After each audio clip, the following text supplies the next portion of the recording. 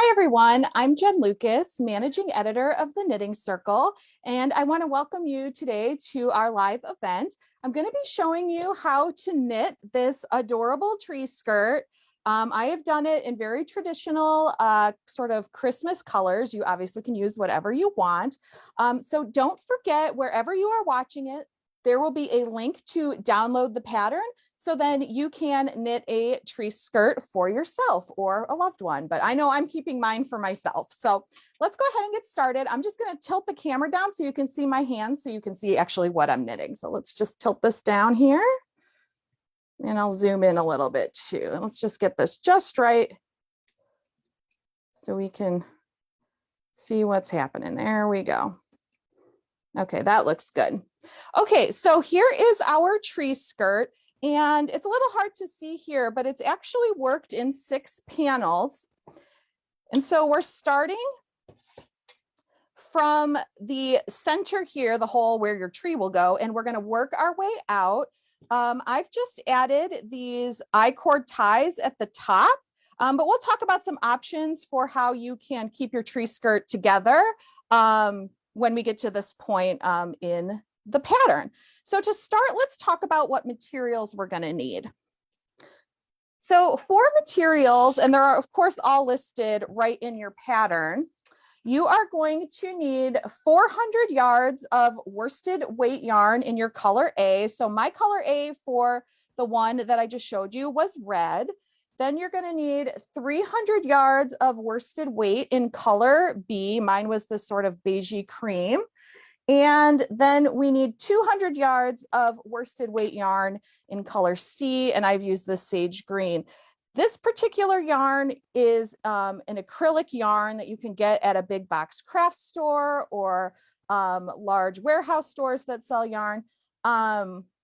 So this is acrylic, but you can really use whatever kind of yarn you want. It just needs to be worsted weight. If you have like a wool or a wool blend, I think it would be lovely. For this particular pattern, I would probably shy away from any kind of super fuzzy yarn, although I will say, if you did get a white, if you were trying to do this like as a traditional Christmas tree skirt, this color B here, I do think if you got some novelty yarn that sort of had some fuzz to it, it could look like, you know, sort of like the fur on Santa's hat. That could be really cool. But otherwise, I probably would stick with something that, you know, is pretty durable. You know, if you have a real tree, you know, you might get some tree parts on it. And if you're, you know, stacking presents on it, whatever, you know, that's why I sort of just stuck with this smooth acrylic yarn, but it's obviously your tree skirt, so it's entirely up to you. So now that we've talked about the yarn, we're going to need a few other things, obviously. So we are going to need some needles, and the pattern calls for US size 9, which is a 5.5 millimeter needle, which needs to be a 40-inch circular or longer, or your size needed to obtain gauge. The gauge obviously is listed in the pattern. Gauge is important from the standpoint of if you want your tree skirt to come out the size that mine did and the size listed in the pattern, you're going to want to make sure that you have the right amount of yarn. You're going to want to make sure your gauge matches, but it's a tree skirt, and I know probably not a lot of people are going to check their gauge, but it is a size 9 or size needed to obtain gauge. And I wanted to show you these needles here. This is from an interchangeable set of knitting needles that I have. And I don't know if you can see here. To make my cord extra long, some interchangeable sets actually come with this extender that you can put your cords into. So it's actually 2 cords from my interchangeable needle set with this extender in the middle, so I could have a really long cord. The thing about this pattern is that we are working from the inside out, so we're going to end up with a lot of stitches on the needle, a lot. So you can get your stitches on with a 40-inch circular. If you have a 47-inch circular, I mean, if you have a 60-inch circular because you like to knit Afghans, that will definitely work too. In my case, I just put 2 of my cords together. I'm not sure what the exact length of this particular needle I have here. I didn't measure before we started, but if you have an interchangeable set with this extender, I highly recommend using something like this for this project. Also, because we're getting so many stitches on the needle, the weight of this is going to get, it does get pretty heavy as you're knitting it. So you want to make sure you have plenty of cord to hold the weight of your project while you're working. And then in addition to that, we just need a few little notions, you know, the stuff you normally need for knitting. You're going to need 7 stitch markers, and any kind of stitch marker will work. For the most part, we just want ones that can slide on the needle because we're going to have it marking our place. So we'll have stitches on each side. So I like these plastic locking ones. That's just my personal preference, but you're going to need at least 7 stitch markers. You might want an 8th one to mark your right side of your work. And when we get to the little chart portion, you may or may not want additional stitch markers to mark pattern repeats, but we'll get to that in a minute. And then other than that, you just need your scissors and a tapestry needle. So just the normal stuff you would need to finish up a project. So now that we've talked about that, let's go ahead and get started. So for this pattern, we are gonna, like I said, start at the center and work our way out. So I'm going to be working smaller little swatches here, so you don't have to watch me work this entire steps with all the stitches. But you will just follow the pattern as it's written. So in the pattern, you're going to start by casting on 78 stitches, and whatever cast on you would like to use is fine. I probably would just go with something sort of standard, maybe a long tail cast on, knitted cast on, or cable cast on, but whatever cast on pretty much you want to use should be fine. I'll just use the long tail to get started here. So with the long tail cast on, I do want to show you one little trick, because 78 stitches, it's not a ton of stitches, but it also is kind of a lot. So when I'm doing the long tail cast on, I like to take my starting needle and wrap the yarn around it 10 times. 4, 5, 6, 7, 8, 9, 10. And then I pull it off like this. And I know, okay, that's going to make me about 10 stitches with my tail. And then I'd fold it over. That would be 20. That would be 30. And you would just keep going and so on. So I just stopped at the 30 mark because I'm going to do way less stitches on here. So to do the long tail cast on, I have my slip knot, and then I'm holding my yarn just like this and working my long tail cast on.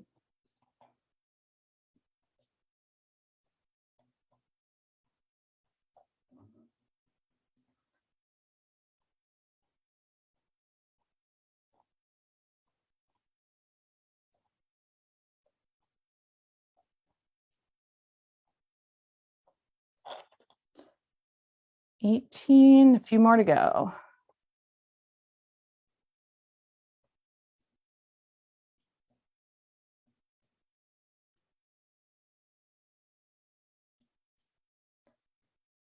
Okay, and again, just for my little swatch, I'm doing 30 stitches, but you will have 78. And as you can see, my tail was pretty much right on. I estimated 30 stitches and my tail's pretty much right on. So that's really a great little tip just in general for any project when you're using long tail cast on. So now we're going to go ahead and do the setup row. And now for the first stitch of every row, we are going to slip the first stitch with the yarn in the front.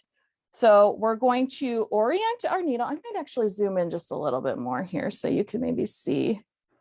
There we go. I think that's a little bit better there. Yep. So to start, we're going to slip with the first stitch with the yarn in the front. So that means that we are going to keep our yarn in the front, and then with our right needle, we're just going to slip that stitch purlwise with the yarn in the front. So in the front means facing towards us. It does not have anything to do with right side or wrong side of your fabric. Yarn in front is, we're looking at our project, the yarn is in front. We're going to move it between the needles to the back and then knit all the stitches. And so this actually is a wrong side row. The long tail cast on creates a right side row. So now this first row here, sort of a setup row to get us started. And then we will start working our pattern. And again, all the instructions are in the download that is available wherever you are watching this. And just remember, as you're watching this, if there's any part of this that you find confusing or you aren't, I'm going a little too fast, you can definitely ask questions in the comments. I'm here to answer them, but also you will be able to replay this video and watch it again. So if something is a little confusing to you, don't worry about it. You can always go back and watch the replay. So I'm just knitting along here, working into my stitches, just knitting normally. And so I knit with the yarn in my right hand, but just keep in mind that if you are somebody that knits with the yarn in your left hand, you're a continental knitter, that's totally fine. It's you just knit the way that you knit and just follow the pattern in the same way. So there we go. So that was our first little setup row. And then what we are going to do is basically continue that row a few more times in order to create a little garter stitch border. So if I just bring in my finished tree skirt, you would just keep repeating that row there so that you just have that little garter stitch border. So then the next step is that we have to place some stitch markers. So let me just grab a few stitch markers. For my little swatch, I need 3, but you will need 7 stitch markers for your actual project. And so the next instruction, this would be after, of course, you've worked the whole garter stitch section. We're going to slip one with yarn in front and then bring the yarn to the back, knit 2, place the marker, and then knit 12.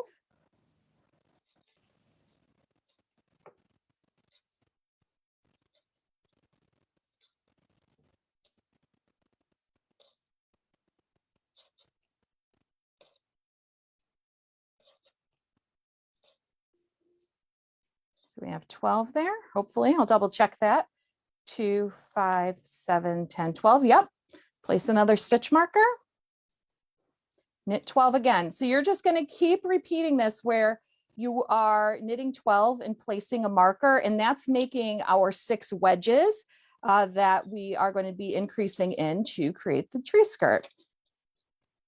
So you're going to just keep placing markers every 12 stitches until you have 3 stitches remaining. So 3 stitches left. We will just place that last marker and knit the last 3 stitches. There we go. So now we will be starting our stockinette section of our tree skirt. And to do that, that means we have to add some purl stitches on the wrong side, because when we're working stockinette stitch, you are knitting all the stitches on the right side and you're purling them on the wrong side. So we're going to maintain a garter stitch border with the first 3 and last 3 stitches. So those we're going to be knitting even on the wrong side, but then in the middle, we're going to purl. So again, we're always starting with our slip 1 with yarn in front. And then we're going to knit 3, slip the marker. And then as you can see, I had the yarn in the back because I've been knitting. I am going to bring the yarn to the front and then basically just purl to the last 3 stitches. And you're just slipping the markers as you go. So while I am doing this row, I'm going to answer a question. We have a question from Kathy. How would you adapt this for a tabletop tree? It would have a tiny center hole. Maybe there is a pattern repeat to shoot for. That's a really great question. So you could, I feel like with this, there's a couple of options. You could just cast on so that you are going to make 4 wedges instead of 6. Obviously, your tree skirt is going to be more square than a hexagon because you're only going to have 4 sides instead of 6.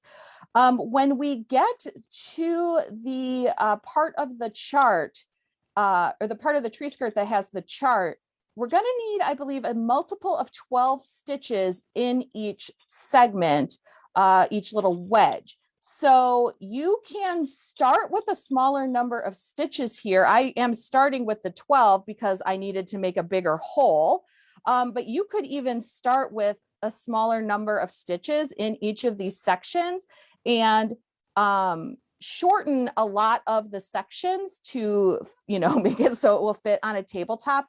Just when you're going to be adding in that part with the chart, which is this green part right here, that's where you're going to want to make sure that when you're starting this section, you have a multiple of 12 stitches on the needle. Now, for me personally, I'm somebody, if I'm adapting the pattern, I might, if you have to kind of fudge it a bit in that, even when if you get to that part and on the last wrong side row, before I'm going to be switching colors to do the chart, you can sort of adjust your stitch count a little bit if you need to. So if you're a little bit off because you've adapted this pattern, you can sort of use that cream garter stitch section to, I always say, get your stitches right.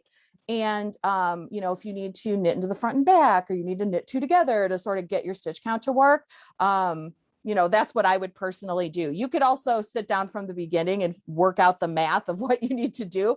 But often I'm, if I'm adapting a pattern, I'm usually kind of doing it on the fly. So those are some tips on how you can adjust it. But that's a really great idea.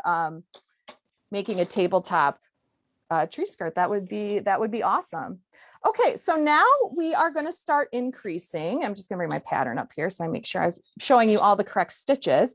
So now we have established our stitch markers, and we are going to keep working in stockinette, but we're also going to be working increases on every right side row. And so if you have your 6 wedges, each wedge we're going to increase by 2 stitches.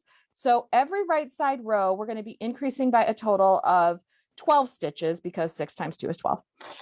So to do that, for our increase section, we're going to continue to slip 1 with yarn in front, knit 2, and then slip the marker.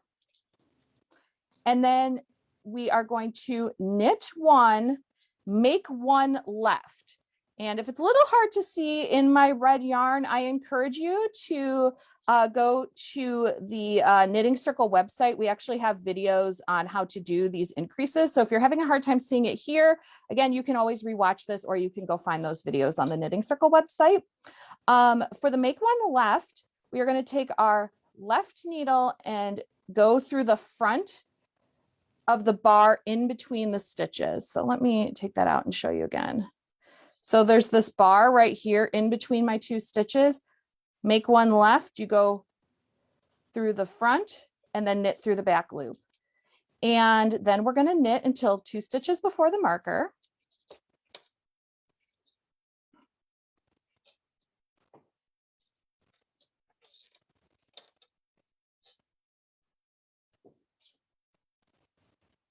And then we're going to do a make 1 right. And to make 1 right, we're going to take our left needle and pick up that bar from the back and then knit it. And so how I remember this, and I wish I could give credit to the person where I learned this, because I don't remember where I learned this. But for make 1 left, I always remember I left the front door open. So for make 1 left, you're going to go through that bar from the front. I left the front door open. And then for the make 1 right, we're going to do, I'll be right back. And so that tells us that when we get to that make 1 right, we're going to lift up that bar from the back. Little mnemonic device or something for you. So those are the increases. So you would just keep working those increases every other row until you're done with that stockinette stitch section. So you're always just doing those, like make 1, you're doing the make 1 left over here and the make 1 right. So then slowly what's happening is that, so we've started let's see, there we go. So we've started up here, and then here's where we have our increases. So we're starting to make that wedge as we're working this way. So once we've done that, we're just going to keep following the pattern until it's time to change to color B. So we have this one here. Okay, so you would have a lot more stockinette stitch, obviously, than what I have in my little swatch. But now we're going to start working the garter stitch section with color B. So I have my cream. And to attach the new yarn, I'm simply just going to start knitting. So with this, it's not really tricky, but it's just a little bit different than if you were just joining the ball of yarn on the first stitch, because we're slipping this first stitch every single row. So what I do is slip the first stitch with yarn in front and move that yarn to the back. So we're still maintaining that slip stitch along the edge.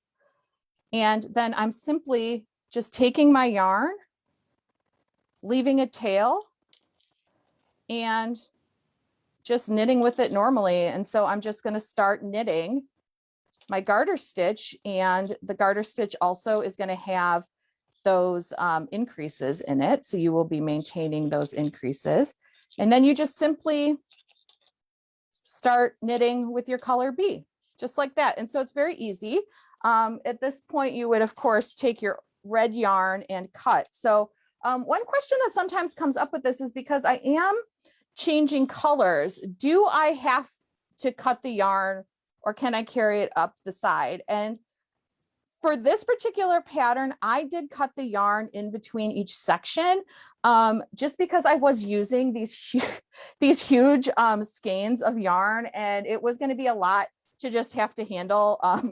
You know, it's just adding more weight to my project, I guess, is what I'm trying to say. But it's really up to you. If you have a good way of carrying the yarn up the side so you don't have to cut it, that is fine. To me, weaving in a few extra ends was more appealing than lugging around 3 of these the entire time I was knitting the project. But again, it's up to you.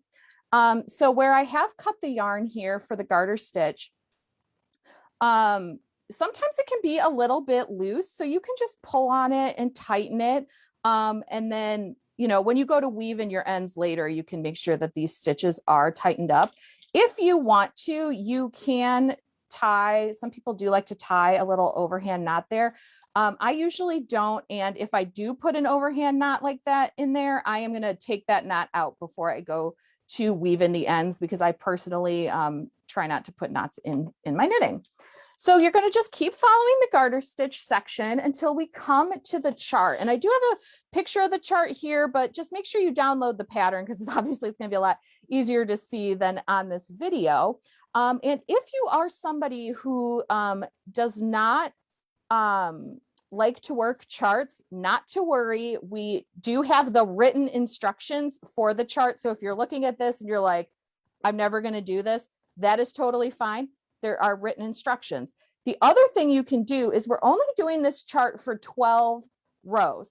So if you don't want to have that sort of little chevron there for the chart, you could just do stockinette in another color in your color C for 12 rows. You don't have to use this, but I couldn't help myself. I had to add a little something to the middle here. Let's see, we have a question here from Maj. When changing color, isn't it better to knit the first stitch instead of slipping it? That way the first stitch of the row has the new color. So let's see here. Let's just pull this back for a second. So the reason that I don't knit that first stitch is, actually, I don't even need to unknit this. Okay. Is so here, along here, because I'm slipping these stitches, I'm creating this sort of chain of elongated V's. So if I did knit this first stitch with the new color, it would make that stitch be shorter and like a regular stitch along that edge. So basically, when I come back on the wrong side row and I knit this, it's going to just blend into the little slip stitch chain on the side. So here, like, let's look at this. So with slipping the stitches, even slipping that first one and then changing color, you can see this is still just maintaining a nice continuous line there. So if you did knit that first stitch, then this would not maintain this nice little sort of braided V look here. So that's the reason I chose to do that. But it's your tree skirt, so you definitely can do whatever you want to, you know, make you happy. So if you want to knit that first stitch when you change color, you absolutely can. So for the chart, I'm just going to quickly go over it. We're just going to start working the chart in our color C, which for me is my green. So once again, I can just cut my color B because I'll just rejoin it back up when I need to. And we are going to, once again, slip the first stitch. And then we'll move that yarn to the back. And then knit the next stitch. And I'm going to, while I'm attaching this color, I'm going to show you just a little bit differently, another way you can attach a new color. Sometimes I'll take the tail of my old color and hold it with the working yarn of my new color. So my working yarn is the one going to the ball of yarn for my green. And I will knit these together as a single stitch, but you can see that it has both the cream and the green together. You can see it, I guess, a little bit when in your project, but it is a little bit more secure. You just need to remember when you're coming back on the wrong side row, you need to treat that stitch as a single stitch. Don't knit each one, or that's obviously going to mess up your stitch count. So now for this chart, I just want to talk about it really. So for this chart here, let's see, there we go. So our stitch markers here, and you could see this when you download the pattern, there are little blue dotted lines and dashed lines here. That's marking my stitch markers. Then in the middle here, we have our 12 stitch repeat. And this is where some people get a little bit confused if there's markers in the pattern and then they have to start doing something with a stitch repeat. What happens is these markers are marking the whole entire wedge. They have nothing to do with this red box that is our pattern repeat.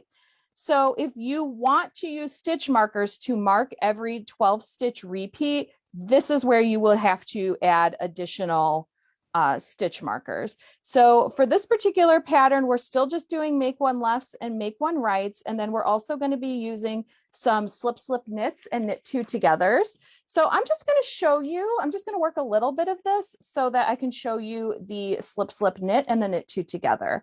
And again, you always have those written instructions if you do need them. So I'm doing a make one left, knit one, make one left.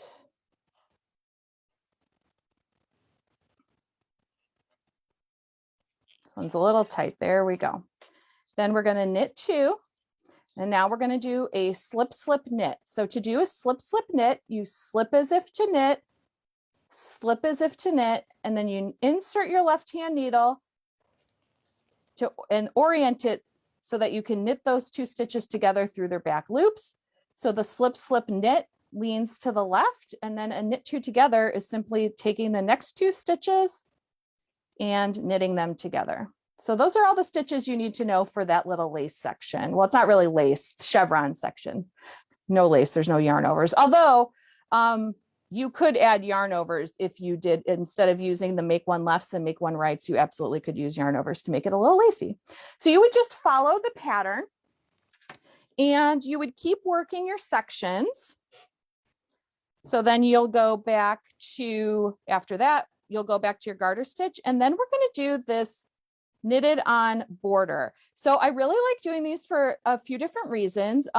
Number one, most importantly, is that you're going to have a lot of stitches on the needle at the end of this. And so rather than binding them off, for me personally, I'd rather knit on a border than have to bind off the stitches, even though this is going to take way longer, but that's just my personal preference. But I loved this little scalloped edge to this.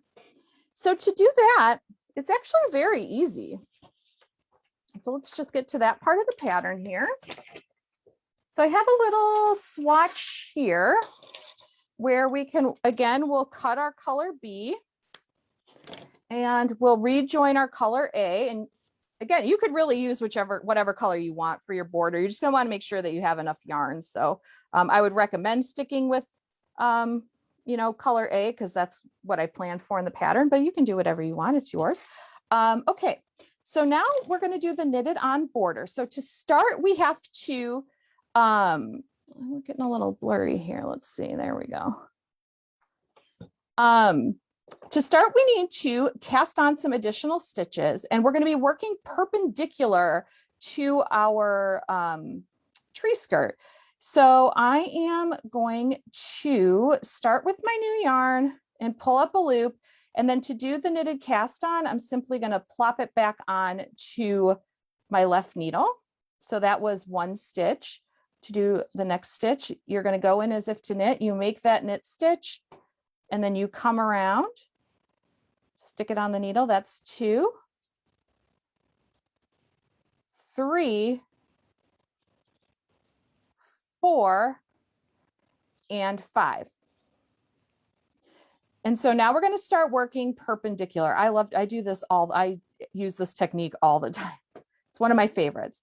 So to start, you're just going to follow the directions in the pattern, but the first little part of it is we're going to knit 4 stitches, 2, 3, 4, and then we're going to slip, slip, knit. So that's SSK with the last border stitch and the first stitch or the next stitch of the body of the tree skirt. So we're going to slip, slip, knit.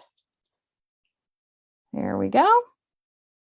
And I'm just going to pull this a little tight because we changed colors. This can get a little loosey-goosey here. So this might be somewhere where an overhand knot you might find useful. Then on the wrong side, we're going to just flip it over. We're going to slip one with the yarn in the front, move to the back, knit to the end. So let me show you this a couple more times.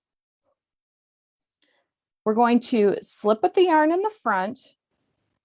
We're still working just this little beginning sort of border pattern here. We're going to knit. And then we're going to slip, slip, knit. Here we go. And turn it around.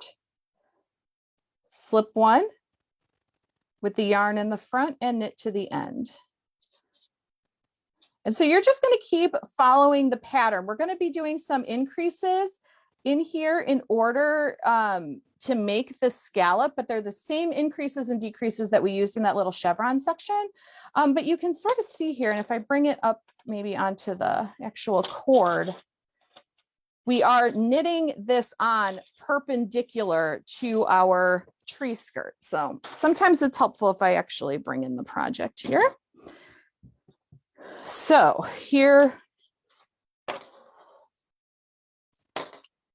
oh, need this section here. So we have, this would be our garter stitch. This we're knitting on this way. So we're knitting perpendicular to our entire tree skirt. So after you finish that, you're just about done. We just need to add on these ties here. And again, I just used I-cord. And so I have a little swatch here. And for this, I didn't list that you needed double pointed needles in the pattern, but you might find it easier to just use double point needles for this, especially if you have one of those super long circulars. So to do the I-cord, all we're going to do is, this is where I had cast on, and on each side, we have all these slip stitches. We're going to work from right to left. So you're going to go basically 3 of these slip stitches down and attach your yarn, and you're going to pick up and knit 3 stitches. So that was 1, 2, and 3.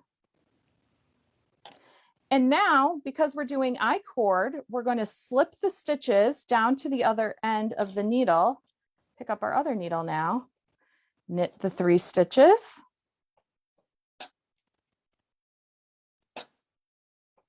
slide it down. So we're essentially just making a tiny little tube of knitting. I-cord is great for so many things. You can use it for just so many different uses. So you would just keep repeating that all the way to the end. And so you're going to do that on both sides of your tree skirt. And so you will have these two little ties. So I just added mine. Oh, there we go. Yep, there we go. I've just added mine at the top. So we can just simply tie it and then sort of overlap it here. But you could add more I-cords along here. So if you did want several ties, you absolutely could do that. I would probably add maybe one at the bottom here and maybe one in the middle. And then even if you wanted to add 5, you could do the one at the top, one at the bottom, do one in the middle, and then just go halfway between, you know, the top and the middle, and then the middle and the bottom to have 5. You also could sew some ribbon on. I think that could be really cool because we do have this lovely slip stitch edge. If you want to pick up these stitches to make some kind of button band, you absolutely could do that. I had thought about it might be cute if you made some pom-poms and attach them to one side and then just made a little loop, or you could even make a small amount of this I-cord here and sort of tack it down like that and then have a little pom-pom for a button instead. I thought that would be really cute. There's so many options with this, and I really, really hope that you will play around with it and give it a try. And if you do decide to knit your own tree skirt, we would love to see it. So make sure that you post it on social media and tag us in your post so that we can see your lovely tree skirts. So once again, make sure that you have gone and downloaded the pattern. And I hope that you enjoyed watching this video today. And I'll see you all again soon with another knitting video. Bye.